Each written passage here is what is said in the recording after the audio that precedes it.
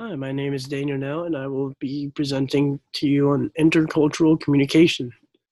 A little background of the experience I've had with intercultural communication in my lifetime. I worked at a predominantly Hispanic um, Italian restaurant, and I got the chance to bond and connect with people that have different backgrounds with me.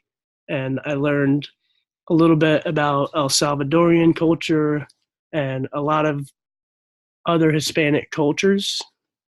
So let's just dive in here.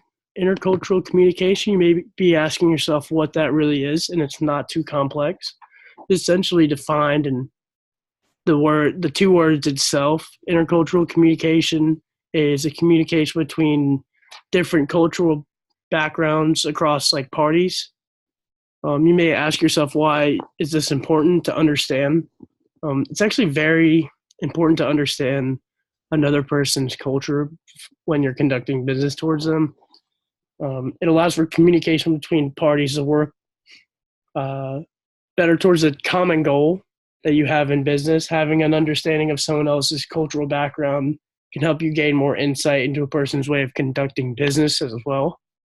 So those two are very important points to learn about another person's culture and how that will affect your business with them. How to improve your intercultural communication. Our first step is to be more open with yourself and others. Learn what you do and do not know about another person's culture. And it brings us to our second point. If you don't know something about someone else's culture, before your meeting, it would be a good idea to do your research and gain a little bit more insight about someone's culture before conducting business with them. And this is very important. For example, some people may not eat a certain food. They may not eat a certain food because of their religious beliefs or other motives. And knowing this allows us to possibly say we're going to meet them at a restaurant for a meeting.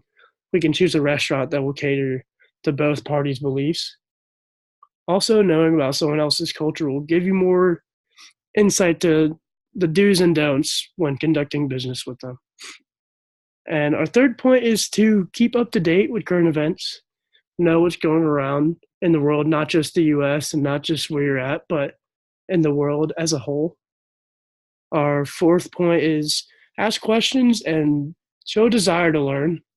Asking questions can show that you care about something and you care about conducting business with them, and showcasing that desire to learn can be very appealing to the other party.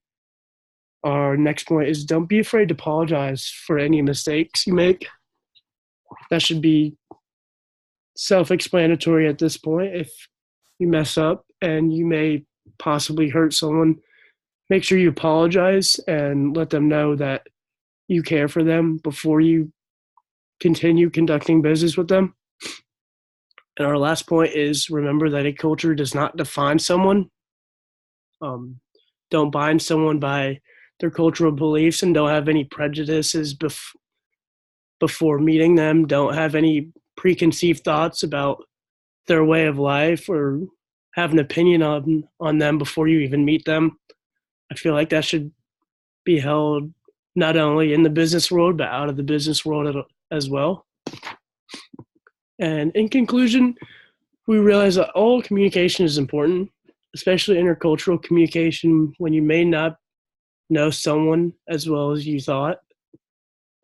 It's important to gain this insight on how others do their business in different cultures, because that can affect how you're doing your business at home.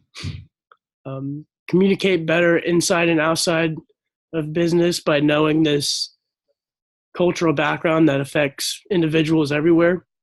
And you also learn a little bit more about yourself, learning about the other cultures and how we're all a little different, but we all want to work towards a common goal. Thank you.